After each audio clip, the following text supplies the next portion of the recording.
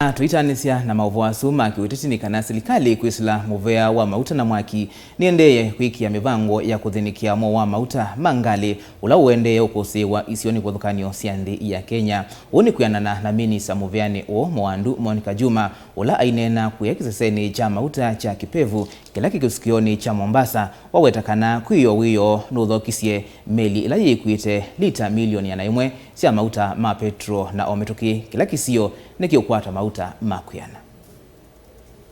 Muveani wa Mauta na mwaki Juma ni wawetakana Silikali kwisila muveani wa mwaki na Mauta ni ikite mawalonyome mwanya kukitana na thina wa Mauta na ula wikumbili tenthi ya Kenya kwa kilungu cha wiki umo yuyu.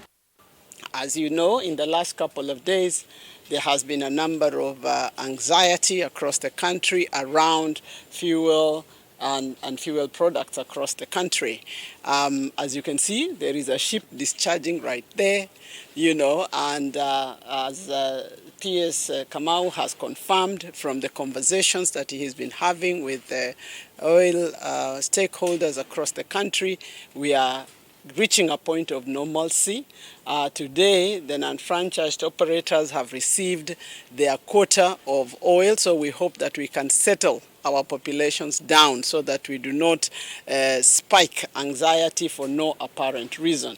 Ainene ava kauntini ya Mombasa kavindane kala wethi wa ivokea meli ila yikuite Mauta ma petrol lita milioni yanayimo mutambo ni wa Mauta wa kipevu potini ya Mombasa ni wawetakana ene nthima yalete kwithiwa na kithiki ni kwithiwa Silikali ni ikithite Mauta ni makumufikia mwene nthi sioni kwa mituki.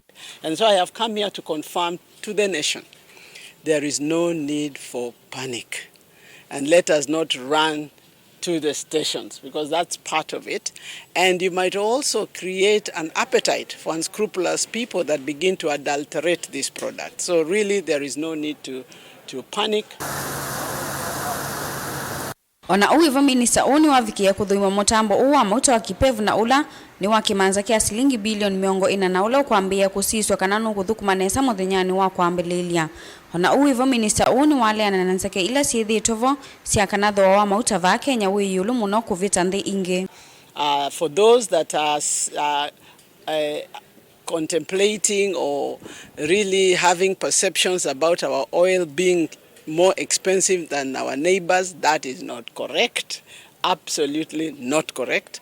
And so there is no need to panic. We are all having this in hand. We have sufficient fuel in land, we have sufficient fuel in the high seas, and their ships are scheduled to dock as planned. Kavindani ka mwandiki munene muveani o Andrew Kamau ni wawetakana Mauta tima vandu undu a Kenya makuweta aithingilila kana muvea o niwo utonya kuvandia thoa wa Mauta wiwoka. Prices are determined not by shortages. They are determined by what the world price looks like. And that is a discussion that we will have, because at the end of the day, you know that the oil prices have been climbing since April last year. And the Kenya government has provided funding through the Petroleum Development Levy to cushion Kenyans against those price increase. Ngilivotea vilingi wa mauvo kuma kauntini ya Mombasa nitawa Angelina Mose.